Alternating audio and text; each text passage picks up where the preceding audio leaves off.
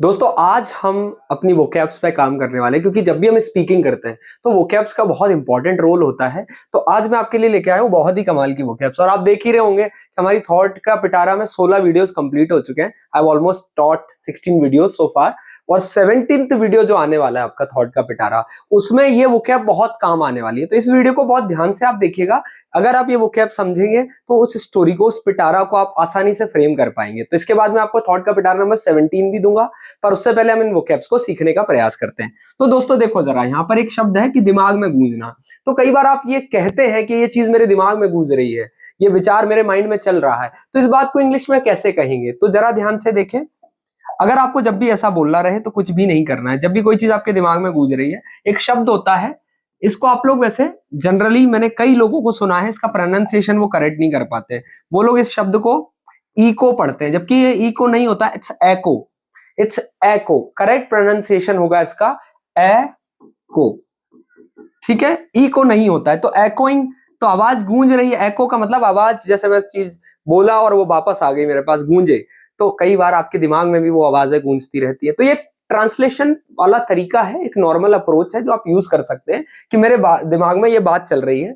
तो जैसे आप यहां पर लिखा होगा echoing in my mind, ठीक है, कोई चीज आपके दिमाग में चल रही है, this thought is echoing in my mind। इतना आसानी से आप कह सकते हो। लेकिन मैं आपको एक और अच्छा तरीका बताऊंगा। आप चाहो तो ये भी कह सकते हैं, this thought is running in my mind, this thought is running in my mind. तो आप यहां पर देख पा रहे होंगे कि हर वर्ड्स आर स्टिल। किसी ने कोई बात आपसे कह दी और वो अभी भी आपके दिमाग में दौड़ रही है, तो आप कह सकते हो हर वर्ड्स, बात को विचार नहीं, बात यानी शब्द हो गए, तो her words are still echoing in my mind. ठीक है, इस तरीके से आप बोल सकते हैं। और आप एक और तरीका देखिए, आप और क्या यूज कर सकते हैं दोस्तों। जैसे आपको कहना है कि भैया मैं अभी भी उस बात को भुला नहीं पा रहा हूं, वो दिमाग में ऐसे घर कर गई है ये बात, इस बात को इंग्लिश में कैसे कहेंगे? तो आपको कुछ नहीं करना, सीधा बोलो दैट थॉट। ठीक है, कोई भी चीज अगर आपके दिमाग में फंस जाए तो इसको स्टक शब्द से आप यूज करेंगे। किस शब्द से यूज करेंगे? तो स्टक। अब वो बात ऑलरेडी स्टक हो गई आपके दिमाग में, तो that thought is stuck in my mind. इतना आसानी से आप इस चीज को बोल सकते हैं। तो या that thought is running in my mind. That word तो नहीं आएगा। जैसे किसी के व्यक्ति ने कुछ कह दिया आपसे, somebody told you something और still you can't get over it, तो आप ये भी कह सकते हैं I can't get over that thought। क्या बोल सकते हैं दोस्तों? आप कह सकते हैं मैं इस बात को भुला नहीं पा रहा हूं, I can't get over it। ये बड़ा अच्छा फ्रेज है। क्या क्या बताया मैंने आपको कि देखो वो बात मेरे दिमाग में चल रही है, his words are still running in my mind। कितना आसान तरीका है। His words are still echoing in my mind, echo नहीं, echoing in my mind, ये भी आप कह सकते हैं। और दूसरा चीज आपको मैंने यहां बताया, I can't get over it। यार मैं उस बात से गेट ओवर ही नहीं कर पा रहा हूं। एक फ्रेज होता है गेट ओवर, इसका मतलब होता है किसी चीज पर काबू कर पाना। जैसे if you practice every day you can easily get over your negative thoughts. जो आपके नेगेटिव विचार आते हैं कि इंग्लिश नहीं हो रही है, नहीं बोल पा रहे, तो how can you get over it? You just need to practice it. इतनी आसानी से आप बोल पाएंगे। नेक्स्ट वर्ड है हमारा दोस्तों विद अ हैवी हार्ट। जब भी आप कोई काम बहुत भरे, बोलते भारी दिल से करते हो, जैसे आपने कहा आई पास, जैसे आप किसी को अलविदा कहते हो, कोई आपसे बिछड़ रहा हो, तो आप कितने मतलब दुख से, बड़े वो बहुत हैवी हार्ट से आप उसको विदा करते हैं। तो अभी मैं आपको एक और शब्द बताऊंगा, तब तक सोचिएगा विदा, अलविदा कहने को इंग्लिश में क्या कहेंगे, इस बात को सोचिएगा। तब तक मैं ये वर्ड बताता हूं। जब भी कोई काम आप भारी मन से कर रहे हैं तो आप कह सकते हैं heavy heart, with a heavy heart. जैसे मैंने रिश्ता तोड़ा, तो आप क्या कहोगे? क्या कहोगे बताओ जरा? मैंने रिश्ता तोड़ा, तो आई एंडेड। एंड का पास्ट क्या हो जाएगा? I ended relationship. I ended the relation, ऐसा भी बोल सकते हैं relationship. I ended the relationship with heavy heart, with heavy heart. Clear हो रही है बात? कोई समस्या तो नहीं? ये आ और दा के चक्कर में नहीं पड़ना, बोलने पे काम कर रहे हैं आप। इतना सोचोगे ना ग्रामर में एक एक चीज, तो बोल ही नहीं पाओगे। कितना फीलिंग वेरी सैड और वेरी इमोशनल। जब भी आप बहुत इमोशनल और बहुत दुखी महसूस कर रहे हो ना, when you feel blue, that means you do something with heavy heart. इतना आसानी से आप बोल सकते हैं इन शब्दों को। अब आ जाता है कि भैया अलविदा कहने को इंग्लिश में क्या कहेंगे। यहां पर एक एग्जांपल भी मैंने दिया कि he said goodbye with a heavy heart. उसने अलविदा कहा, पर ये ट्रांसलेशन है। मैंने जानबूझ के सेंटेंस को इस पे लिखा है बच्चों, क्योंकि अगर आपको मान लो किसी को अलविदा कहना है, तो कहने से रिलेटेड एक वर्ड होता है जो मैं आज आपको पढ़ाना चाहूंगा दोस्तों। तो वर्ड का नाम पता है क्या है? वर्ड जो है वो है BID, बिड। बिड बड़ा ही कमाल का शब्द है।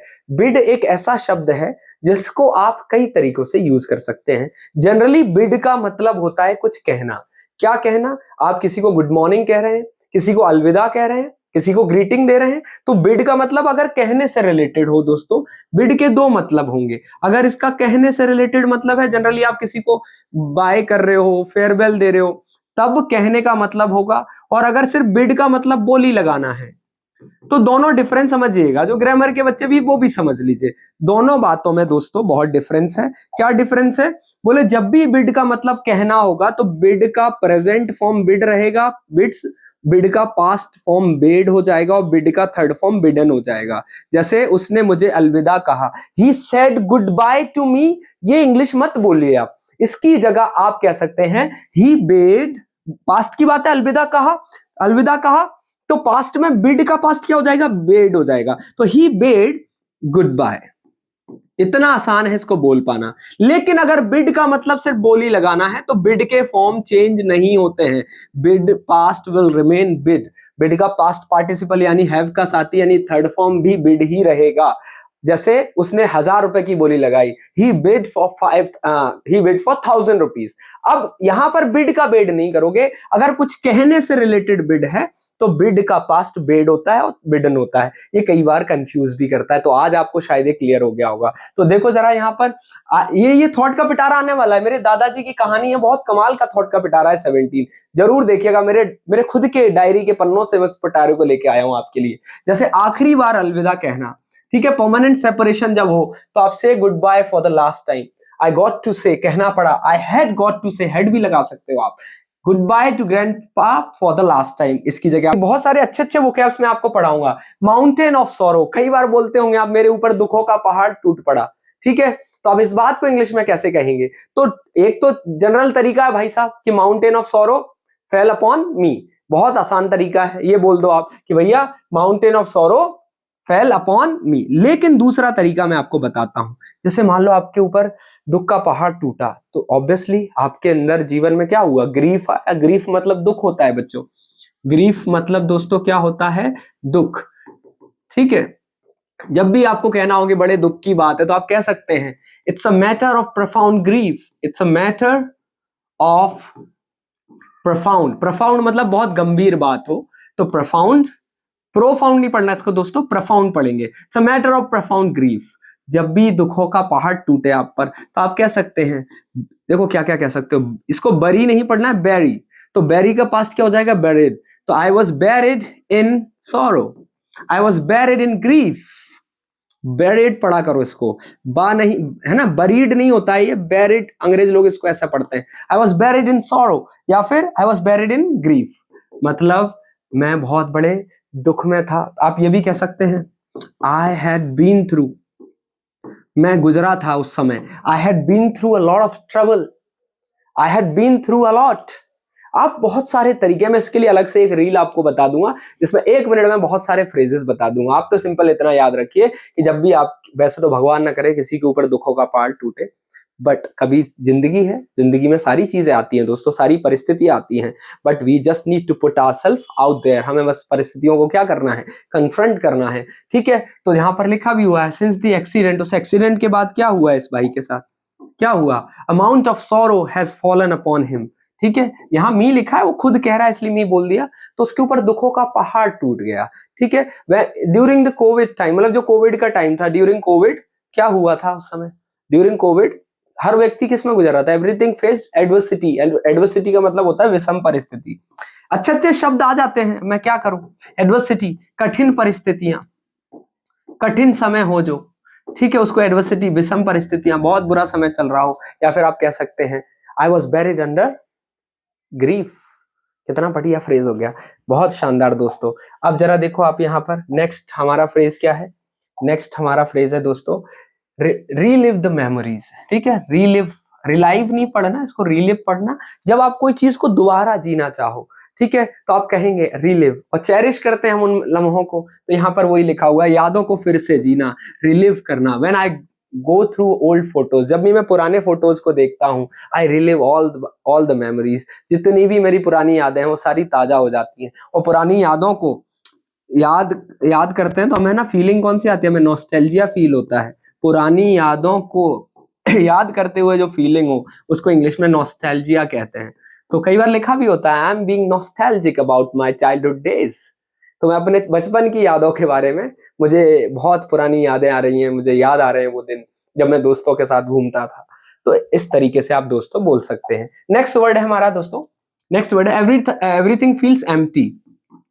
जब भी आपको बोला कि एक गाना भी है कि जग सूना सूना लागे कोई रहे ना अपना, तो जब कुछ सब कुछ सूना सूना लगे, इस बात को इंग्लिश में क्या कहेंगे कि आज सब कुछ सूना सूना लग रहा है, उसके जाने के बाद मेरी जिंदगी सुनसान हो गई, तो आप क्या कह सकते हैं, everything feels empty, everything feels void. Void मतलब भी यही होता है, ठीक है। तो आप दोनों शब्दों को यूज कर सकते हैं, everything feels void when she left, when he left. कितनी बढ़िया बात है ना, कैसा लग रहा है जब वो, अब फील्स नहीं आएगा, फिर फेल्ट हो जाएगा मैं इसको लिख भी देता हूं, एवरीथिंग फेल्ट, कैसा लगा, everything felt empty void when he left. मैं करेक्ट भी कर दिया है। पास्ट की बात हो तो फिर एक बात पास्ट में आएगा, हालांकि इसमें हेड लगेगा, दो पास्ट की बात है तो एक में क्या हो जाएगा, एवरीथिंग फेल्ट वॉइड आफ्टर, उसके जाने के बाद, आफ्टर ही हैड लेफ्ट। ये भी एक अच्छा तरीका है, पर हम ग्रामर में नहीं पढ़ेंगे, बोलने पे काम कर रहे हैं दोस्तों, ठीक। अब आगे देख लो, ये आपका टास्क है, मैंने यहाँ पर पिटारा नंबर 17 पहले ही आपको दे दिया है कि आप इसको इंग्लिश में बनाने का प्रयास करना। और इनमें मैंने इतने कमाल के वो पन्ने, उन पन्नों की उन यादों को मैंने यहाँ उकेरा है ना दोस्तों। आखिरकार हम सब मिट्टी में ही मिल जाते हैं, ठीक है। क्या हमें वास्तव में गर्दिश में सितारे नजर आते हैं आखिर में जब हम मिट्टी में मिल जाते हैं? तो इन बातों को इंग्लिश में कैसे बोलेंगे, तो ये आपका टास्क है। I hope you enjoyed. अगर आप चाहते हैं मैं ऐसे ही वोकैब्स के वीडियो लेके आऊं आपके पास, तो प्लीज कमेंट करें और इस वीडियो को शेयर करें और उन लोगों तक पहुंचाएं, दे रियली नीड, जिनको जरूरत है। ट्रांसलेशन नहीं करना है, vocabs are really important. Without vocabs you cannot even frame a single sentence. तो ये vocab वाला सेशन मैंने आपको दिया, और पिटारा नंबर 17 सॉरी आपका कल रिलीज हो जाएगा, तो आप इसको देखिए, कल पिटारा नंबर 17 जरूर देखिएगा। Thank you so much guys, that's been my time. जय हिंद दोस्तों, राधे राधे।